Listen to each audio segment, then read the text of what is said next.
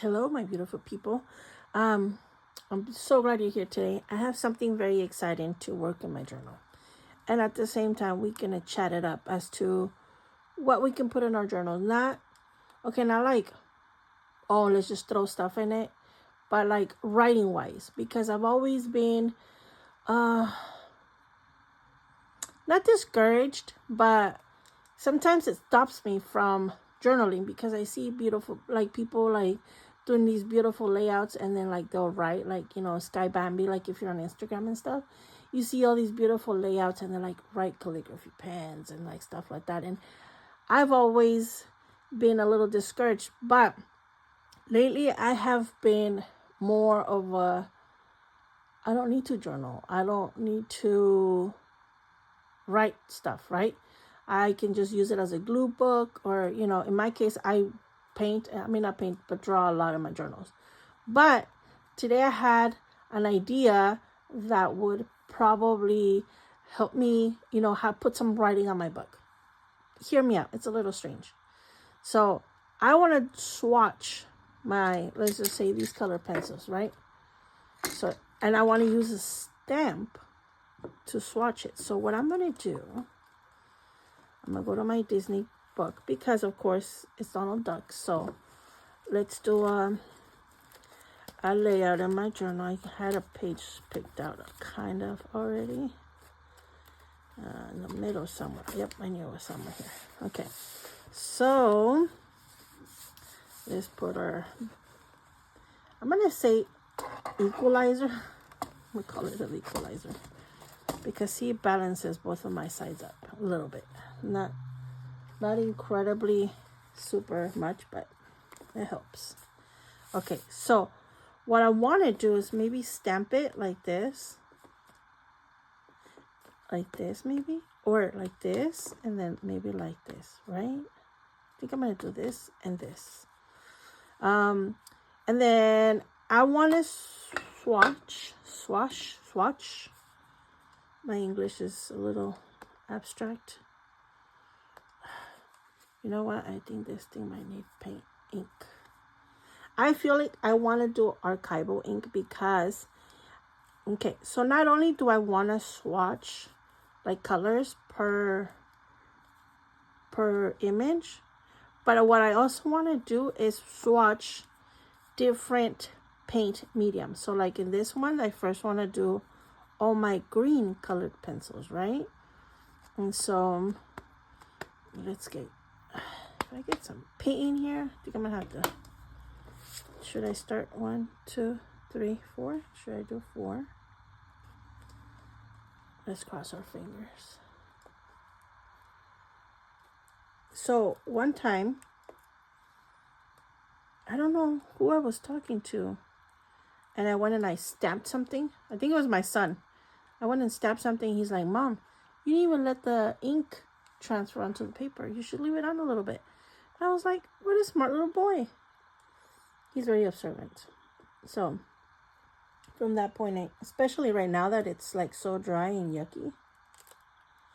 Oh my gosh, it didn't work. Okay, let me put some ink on it. Okay, so here's the deal. I've inked. Okay, I've inked this. I tried using waterproof India ink.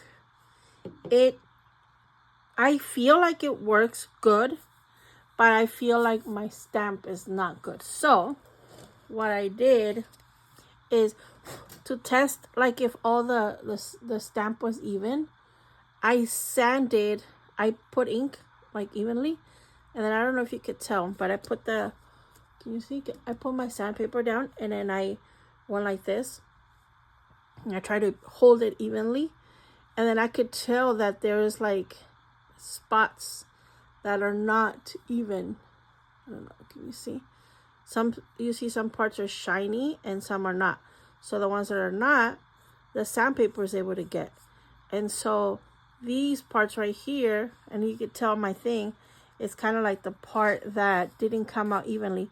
I filled some of it with the marker, and because I want to paint on it, I also went with the waterproof marker, and I kind of finished some of the lines that were not finished. But I did notice that it was kind of like the same area that wasn't getting along right with the rest of it. And when I sanded it, I did see that was it. I have the option of like continue to sanding this thing over and over, over and over, until it kind of evens out. And I think I will do that in a future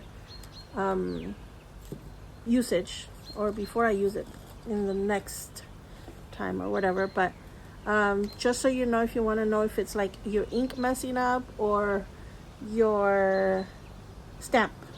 In this case, I think it's my stamp. I know it's my stamp because I see it. But also, I forgot I purchased it in a secondhand store or antique store like a long time ago, and I left it in the car in the like middle console. Like my navigator has a thing in the middle like this, and I was digging up for chapstick and I found it, and I was like, oh my gosh, I love this stamp so much. So I wanted to do something special with it, but I love it so much that I forgot about it. And I think that the heat inside my car might have done the damage, or maybe it was old stamp or whatever, and it messed up. But nevertheless, the image is kind of there, and that's all that matters. So I want to start with, we'll start with this one, because I think you guys can see this one the best. So what I want to do is kind of basically use the darkers for shadows and stuff like that. I do want to keep this as a reference here.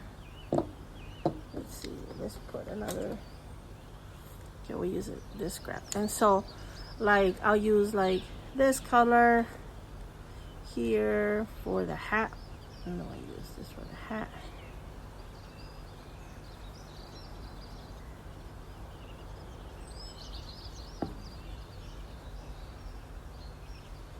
And then if it's in the hat, I also want to use it in the vest. Well, I should have used another one, I guess.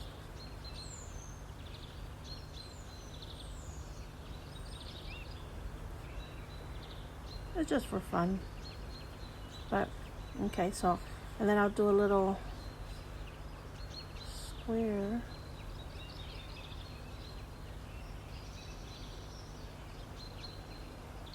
Like that. And then I'll keep it on the side, and I'll leave it like first, second, third, or whatever. That way it becomes easier for me to identify later.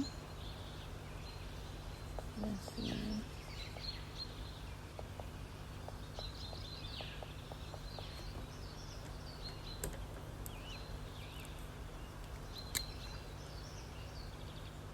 Let me finish the peak.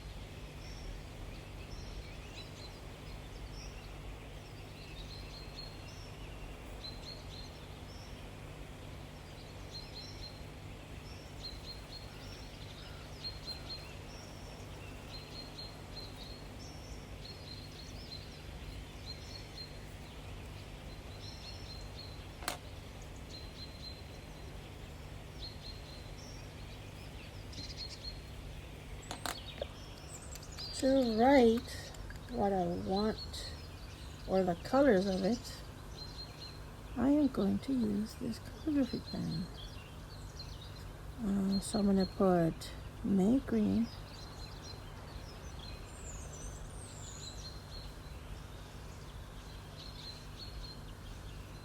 and I'll put Derwent.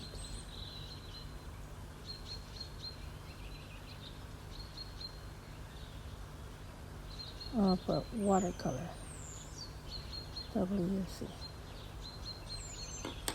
And then pretty much like that, just assessed the line. In hindsight, I should have done the opposite, like the lighter here and then like these two vice versa. But I mean, I guess the point.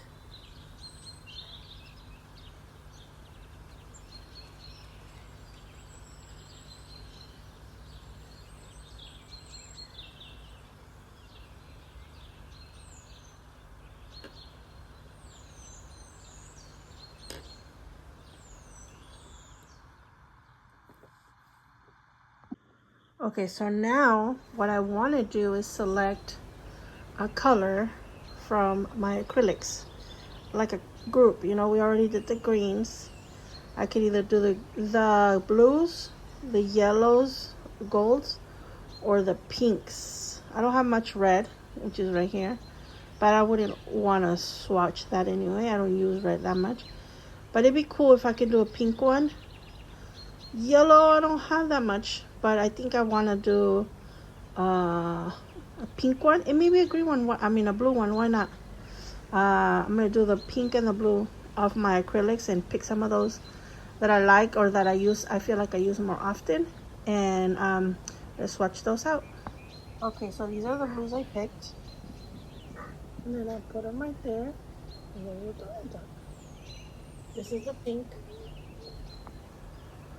Okay, so I got a little carried away. I was able to show you guys a little bit as I was going, but then I got all into it.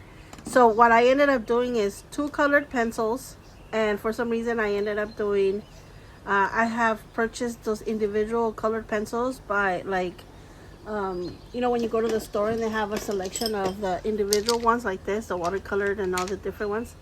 I have use that here, all the green ones I have here. For some reason I noticed that most of the ones I have are green, so I went with green on this one. Then I have a box of Faber-Castell colors, and man, do I tell the difference. These are so creamy, even when I touch it, it's so creamy to use. Like these Faber-Castell ones rocked. And then for wash, I have the box of wash, but it doesn't have the paint color on it, so it has no paint name on the color. I looked it up, and I even did a swatch when I first oh no, it's not on here, is it? No, it won't be on this one. But when I first, I think it's right here, hold on. Oh no, it's not. When I first did the you know, taking off the little lid off, I mean the little cover off the boxes, it didn't have a name or anything like that. So I just said wash paint, pink paint. Although I was like watching TV and you could tell I said pink paint, pink. Anyways, these are the 2 wash. This one and this one was the watercolors that I have. I have the Jane Davenport little boxes. I have other watercolors, but I decided to stick to that to compare these 2. And then I decided to do these 2 as acrylics. I love that I used similar colors, but 2 different mediums, and I really liked them. I see the difference in coverage, in intensity. Like this is more intense than this candy pink, and this is more intense in this color, and it helps you see that stuff, you know. I did it just for fun because I wanted to use my stamp, and I wanted to do something colorful with my page, and it's in my Disney journal. So I took the advantage of that. It was a stamp that I ran into. Anyways, thank you guys for joining me in this video. I know it's a short video, short, sweet, and to the point. I just wanted to contribute to the January journal that's going on. One of my subscribers mentioned in the comments that she agreed not to call it junk. I agree too, because I put my kids artwork in here. I put my kids little notes, like Like this one that I have here that I want to put in here is, you know, it says, I love you, Mom. And like, I don't want to put it, oh, I put it in my junk journal. It's like, well, it's not junk, Mom. And they always say that, you know. So I, last week when I mentioned it on a video, somebody said, call it joy journal. And that word hit me so hard, because first of all, that's one of my favorite words. If I could rename myself, my name is Diana, but if I would like to change my name, I would probably be like Joy Summer or Joy and Yellow, because it's my favorite color. So I'd probably do something like that, but I love that she called it joy journaling. And it's so true, because we do it because it's not because it's cheap or it's like junk. We're gathering junk. No, it's because it gives us joy, right? So I feel like that is the perfect name for joy journaling instead of junk journaling, right? And we can call it Joy Journaling January. So we're gonna start hashtag joy journaling or joy journaling January. Sorry, it's like a tongue twister, but I love that concept, and I think I will stick to it for a while. I feel like I'm going to be very comfortable using it, and I think it's going to be around for a long time in this channel. Well, thank you so much for joining me, and feel free to call yours joy journaling if you want. Let's make a movement and not calling it junk anymore, because at the end of the day, a lot of this ephemera that we buy, like whether it's antique or whether it's at the store that we buy, you know, ephemera, is expensive. It's nothing but junk sometimes. I mean, a lot of us do use junk like I do, but a lot of us don't. And it's like, and I paint and all that stuff. Anyways, I feel like 2025 is the year for joy journaling. Thank you so much for joining me in today's video. I love you guys. Till next time, stay safe. Love you. Bye.